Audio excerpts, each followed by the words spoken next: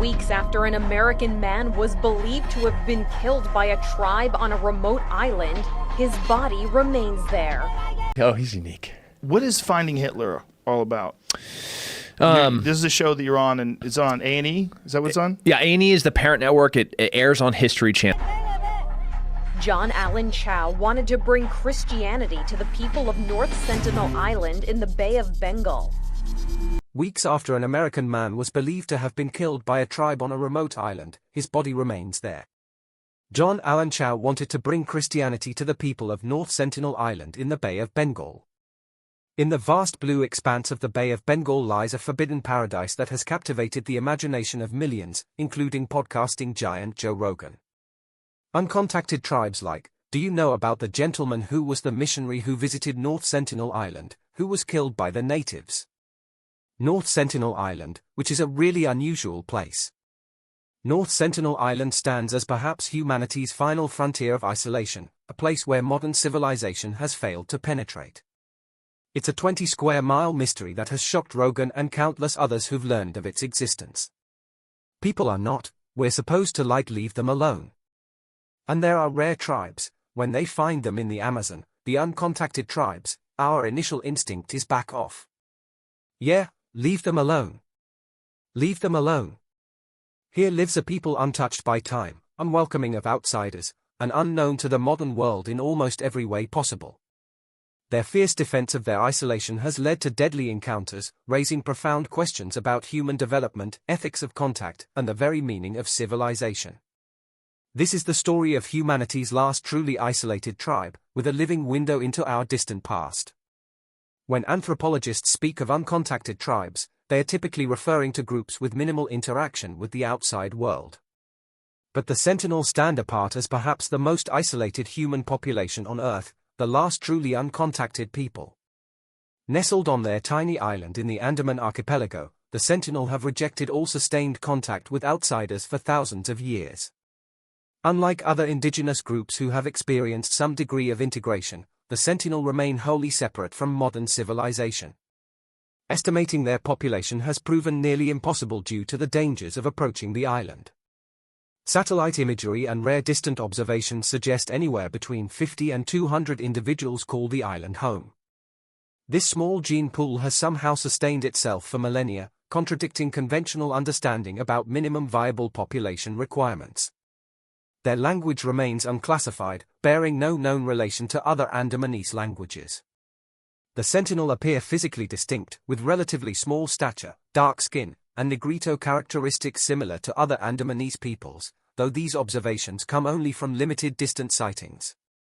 What makes their continued isolation truly remarkable is that it exists not in some remote jungle interior but on a small island just 31 miles from Port Blair, a modern Indian city with an international airport. While the modern world evolved through the Bronze Age, Iron Age, Industrial Revolution, and Digital Era, the Sentinel maintained a hunter-gatherer lifestyle essentially unchanged since the Stone Age. A territory frozen in time, North Sentinel Island emerges from the Andaman Sea like a time capsule sealed away from the march of human progress. Located in the Bay of Bengal, this small, roughly square-shaped island encompasses approximately 20 square miles of dense tropical jungle ringed by pristine white sand beaches. The island's natural fortifications have helped the Sentinelese maintain their isolation. Coral reefs surround most of the coastline, making approaches by boat treacherous for those unfamiliar with the waters. These reefs suffered significant damage during the 2004 tsunami but have since begun recovering. The topography includes a relatively flat interior with slight elevations, all blanketed in lush equatorial forest. From aerial observations, the vegetation appears to include tropical evergreen forests typical to the Andaman archipelago. Massive old-growth trees form a dense canopy, beneath which sprawls an understory of smaller trees, shrubs, and herbs. Mangroves line portions of the coast, providing natural barriers against erosion and storm surges. The island's climate follows predictable monsoon patterns, with heavy rainfall from May to September and drier weather from December to March. Average temperatures hover between 75 to 99 degrees Fahrenheit year-round, creating the ideal environment for the abundant biodiversity characteristic of the Andamans. Wildlife on the island likely includes wild pigs, various reptiles, and numerous bird species, though no comprehensive biological survey has ever been conducted. Marine resources surrounding the island are rich, with abundant fish, shellfish, and sea turtles that likely form important food sources for the Sentinelese. Early contact attempts: an Arizona YouTuber was arrested in India, accused of trying to make contact with an isolated tribe. Indian authorities say they've recovered the body of an American who was killed by an isolated island tribe that is known for attacking outsiders. 7 fishermen were arrested for helping the tourist get to the island, which is heavily restricted by the Indian government. The first documented encounter with the Sentinel occurred in 1771, when an East India Company vessel observed lights on the island from a distance. But it was British naval officer Maurice Vidal Portman who conducted the first direct contact in 1880, a meeting that would set the tone for centuries of hostility to follow. Portman, the colonial administrator of the Andamans, arrived on North Sentinel with an armed expedition determined to study its inhabitants. Finding an abandoned village, his party captured 6 Sentinelese, an elderly couple and 4 children, and brought them to Port Blair. The elderly couple quickly sickened and died, likely from exposure to unfamiliar pathogens. Facing this disaster, Portman returned the 4 children to the island with gifts. But the damage was done. The Sentinel had their first lesson in the dangers outsiders posed. Throughout the late 19th and early 20th centuries, sporadic visits continued, all met with hostility. In 1896, a convicted murderer escaped from a British penal colony in the Andamans and drifted to North Sentinel on a makeshift raft. His body was later found on a beach, pierced by arrows and with his throat cut. During World War II, a Japanese aircraft crashed near the island. Survivors who reached shore were reportedly killed by the tribe's people. In 1967, the Indian government initiated the first of several contact expeditions, leaving gifts like coconuts, bananas, and iron tools on the beaches. These offerings were sometimes collected after the visitors retreated, but any attempts to approach closer were met with arrows. A significant moment came in 1974, when National Geographic filmmaker Louis Mardan joined an Indian expedition. The party remained offshore in boats, but the Sentinel responded by shooting arrows and making threatening gestures. The footage captured represents some of the earliest visual documentation of the tribe's existence.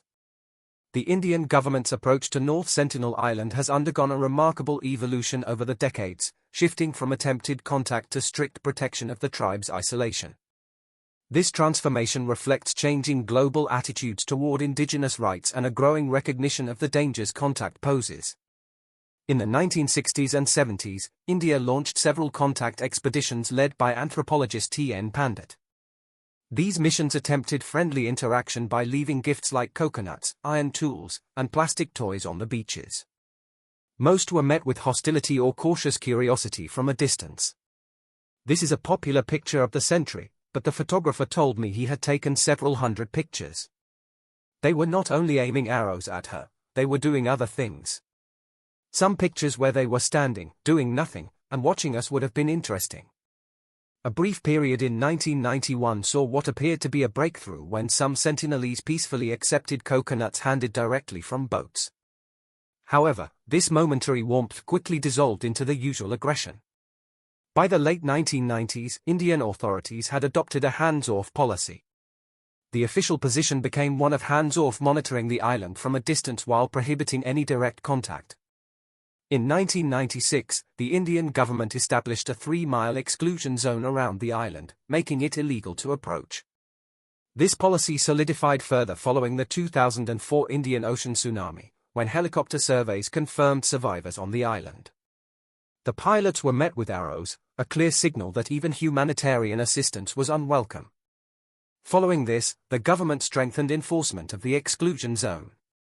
Today, the Indian Navy patrols the waters surrounding North Sentinel Island, intercepting any vessels attempting to approach. The island is officially designated as a tribal reserve, and approaching within 3 nautical miles is a criminal offense. Photography is prohibited, as is any attempt at contact. The government's current stance represents one of the most comprehensive indigenous protection policies in the world. Rather than attempting to assimilate or develop the Sentinelese, India has chosen to respect their apparent wish for isolation, protecting both their territory and their way of life from outside interference. The Sentinel fighting spirit. Few aspects of the Sentinelese have captivated public imagination more than their fierce determination to repel all outsiders. Their resistance isn't passive, it's immediate, coordinated, and unwavering in its message, stay away. Perhaps the most dramatic display of this fighting spirit came in 2004, immediately after the devastating Indian Ocean tsunami. When Indian Coast Guard helicopters flew low over the island to check for survivors, they were met with a now iconic scene, a lone Sentinel warrior standing on the beach, firing arrows at the aircraft. This image, captured in photographs that circulated worldwide, perfectly encapsulated their defiance in the face of the modern world. In 1974, a National Geographic film crew approached the island by boat. The Sentinels' response was swift. Men emerged from the tree line with bows drawn, while others made gestures clearly communicating threats. When the boats continued to linger, arrows began flying toward them. A particularly telling incident occurred in 1981 when the cargo ship MV Primrose ran aground on the North Sentinel Reef during a storm. As the crew awaited rescue, they observed Sentinel warriors gathering on the beach, building boats, and preparing weapons. The crew had to fend off multiple approach attempts with improvised weapons until helicopters evacuated them. Photographs taken by the crew show Sentinel men with bows, arrows, and spears attempting to reach the ship. In 2006, 2 fishermen illegally fishing near North Sentinel drifted too close to the island while sleeping in their boat. Both were killed. When a helicopter attempted to recover the bodies, it too was met with arrows, forcing authorities to abandon the retrieval. What's remarkable about these encounters is the consistency of response across generations. The Sentinel have maintained a unified stance against outsiders. This suggests a cultural memory and shared understanding of the dangers posed by contact. Their fighting prowess isn't just reactive, observations suggest they maintain constant coastal patrols. Even approaching boats spotted miles offshore will often find Sentinel warriors already gathered on beaches, prepared to defend their territory before any landing can occur. The John Allen Chau incident. An American missionary who loved the outdoors, John Allen Chau often documented his adventures on Instagram. But these photos would be his last. Authorities say the 26-year-old was killed, possibly by bow and arrow, on what police described as a misplaced adventure in a highly restricted area to a remote island east of India in the Andaman Sea. On November 16, 2018, the world's attention was drawn to North Sentinel Island when 26-year-old American missionary John Allen Chau attempted to make contact with the Sentinel, a decision that would cost him his life and ignite a global ethical debate. Chau, a graduate of Oral Roberts University and trained by missionary organization All Nations, had long been fascinated by the Sentinel. His journals, recovered after his death, revealed he believed it was his divine calling to bring Christianity to what he termed Satan's last stronghold. After carefully planning his illegal approach, Chau paid local fishermen to take him near the island under cover of darkness. On his first attempt to land, he paddled a kayak to the shore, carrying gifts including fish and a football. His journals describe his initial contact. "I hollered, 'My name is John. I love you and Jesus loves you. My name is John. I love you. Jesus loves you. Jesus Christ gave me authority to come to you. Here's some fish.'"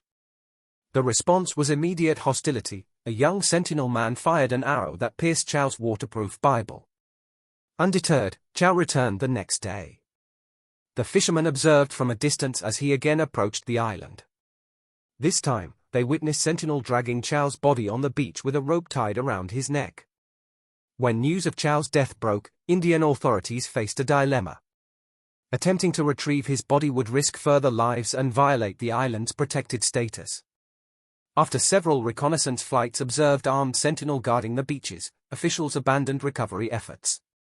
Chau's body has never been retrieved. The incident sparked intense debate. Religious groups mourned Chau as a martyr, while anthropologists and indigenous rights advocates criticized his actions as reckless endangerment of both himself and the Sentinel, who have no immunity to common pathogens. The fishermen who helped Chau were arrested for assisting in the illegal approach to the protected island. Chau's final journal entries reveal he was aware of the dangers. "You guys might think I'm crazy in all this, but I think it's worthwhile to declare Jesus to these people," he wrote. "God, I don't want to die. While much of humanity navigates smartphones and artificial intelligence, the Sentinel operate in what anthropologists describe as a Neolithic or Stone Age technological framework. Their tools and techniques offer a living window into humanity's distant past. From limited observations, we know the Sentinel are masterful with bow and arrow. Their bows, approximately 6 feet tall, are crafted from flexible native wood, while arrows feature iron-tip points. Curiously, this iron comes not from mining or smelting, but from salvaging metal from shipwrecks. The Sentinel have been observed heating scavenged metal in fires, hammering it into shapes, and sharpening it against stones, adapting modern materials into their traditional technology without adopting modern methods. Their boats are dugout canoes called outriggers, fashioned by hollowing large logs using controlled burning and hand tools. These vessels appear stable enough for fishing in the reef waters surrounding their island, but not designed for long-distance travel. This technological limitation may partly explain their continued isolation despite the relative proximity of other islands. Shelter construction seems to involve simple but effective hut designs. Aerial photographs show small structures with thatched roofs, likely built from local wood, leaves, and grasses. These dwellings appear clustered in small groups, suggesting family-based social organization. Fire production and maintenance is clearly mastered by the Sentinel. Smoke from multiple locations has been observed rising from the island, indicating controlled use of fire for cooking, warmth, and possibly craft production. For hunting and fishing, alongside bows, they employ handcrafted spears and harpoons. Some observers have reported seeing nets, suggesting sophisticated techniques for catching marine life in the rich waters surrounding their island. Their clothing is minimal, with men typically wearing simple waistbands and ornamental headbands, necklaces, or body paint. This minimal attire is perfectly adapted to their tropical environment and showcases their self-sufficiency. Our glimpses into Sentinel cultural practices are frustratingly limited, fragmented observations from a distance that leave anthropologists with more questions than answers.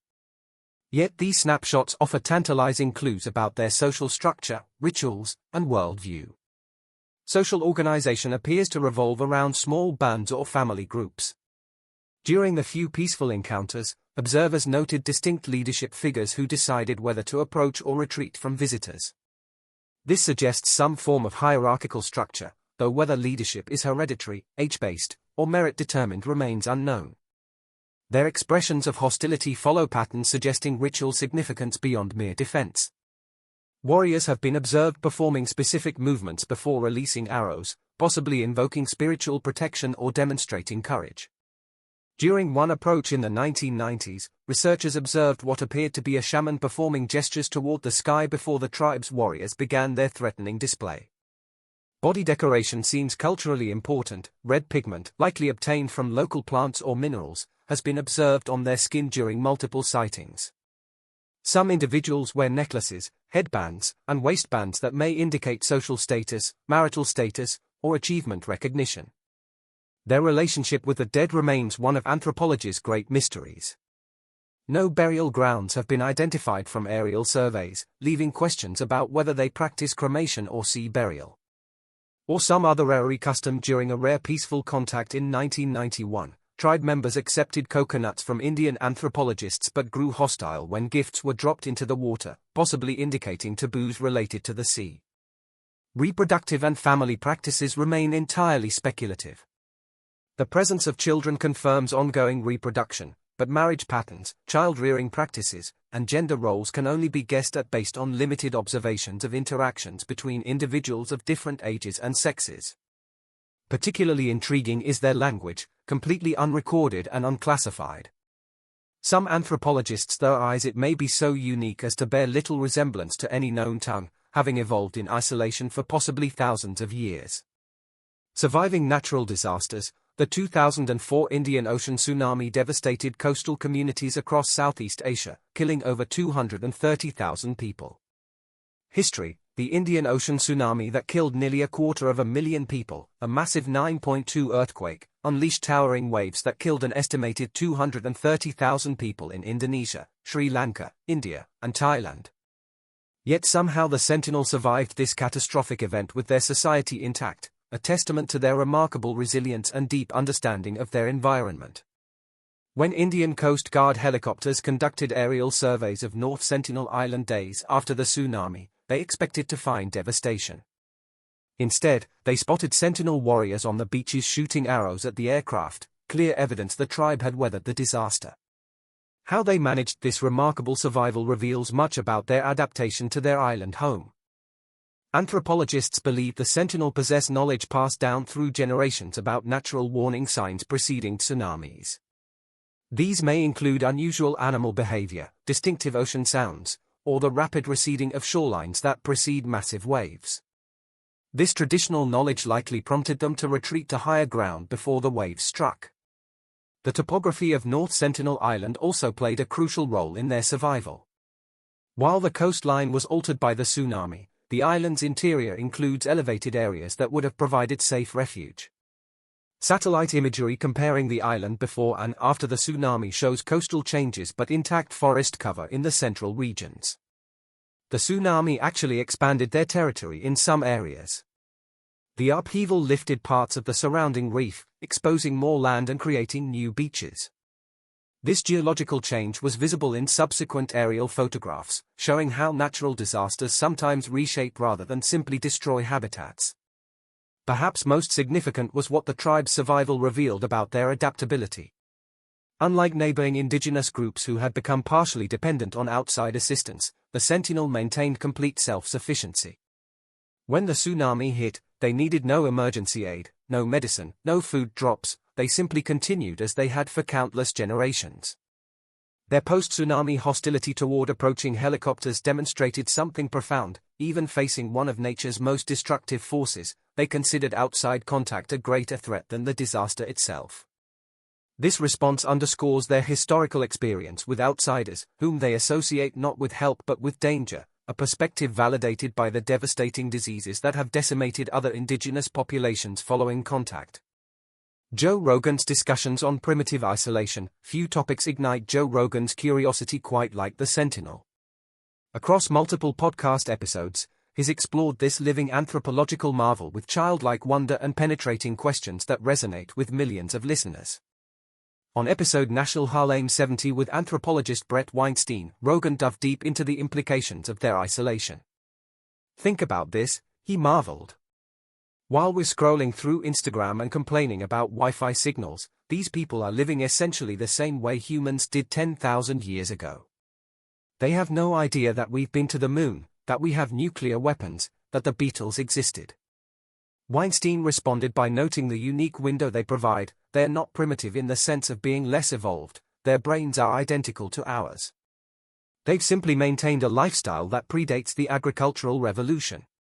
In episode number 1284 with historian Graham Hancock, Rogan contemplated the Sentinel's perspective. Imagine if you're them, and you see these giant metal birds in the sky, you see these strange people approaching on floating houses, it must seem like aliens from another dimension. Hancock agreed, adding, for them, we might as well be a different species. The technological gap between us and them is wider than between us and any civilization in recorded history. During his conversation with survival expert Forrest Galanti on episode number 03, Rogan focused on their fighting spirit. These people have successfully said no to the modern world. Everyone else got colonized, converted, or wiped out, but these guys are still there, still shooting arrows at helicopters. You've got to respect that level of commitment. Galanti offered perspective on their hostility. It's not aggression for aggression's sake, it's a learned response based on historical context that probably ended badly for them. Perhaps Rogan's most thoughtful exploration came in episode 7492 with Matthew McConaughey, where he wondered, are they happier than us? Maybe they've got something figured out that we've lost. No social media anxiety, no climate change worry, no existential dread about AI taking over, just living in the moment, hunting, fishing, being human in the most fundamental way. The ethical debate. The case of North Sentinel Island presents one of anthropology's most profound ethical dilemmas. Is it morally right to maintain their isolation even if it means denying them access to modern medicine, technology, and knowledge? Proponents of non-inference argue that history provides a clear warning.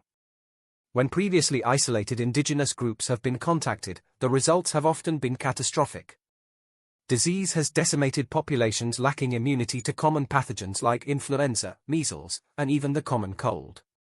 The Andean populations on neighboring islands saw their numbers collapse from thousands to mere hundreds following sustained contact with outsiders. Beyond disease, cultural destruction often follows contact. Indigenous knowledge systems, languages, and social structures frequently collapse when exposed to dominant outside influences. As anthropologist Davis puts it, every time an elder dies, it's like a library burning down. The Sentinel represent perhaps our last chance to preserve one complete, unaltered pre-agricultural human society. On the other side, some argue that leaving the Sentinel in isolation amounts to abandonment. Medical anthropologist Madhumala Chattopadhyay, who participated in contact expeditions in the 1990s, was questioned whether we're denying the Sentinel access to medicines that could extend their lives and reduce suffering. If a child is sick and we have antibiotics that could save them, is it moral to withhold that help, she asks. Religious organizations often frame the question in terms of bringing spiritual salvation or education, as John Allen Chau did. Intended critics counter that such approaches impose outsiders' values on a people who have clearly rejected them. The question of choice is central to this debate.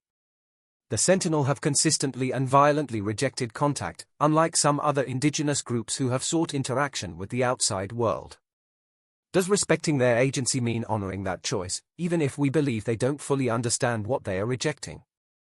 Pragmatically, any contact attempt now would likely fail.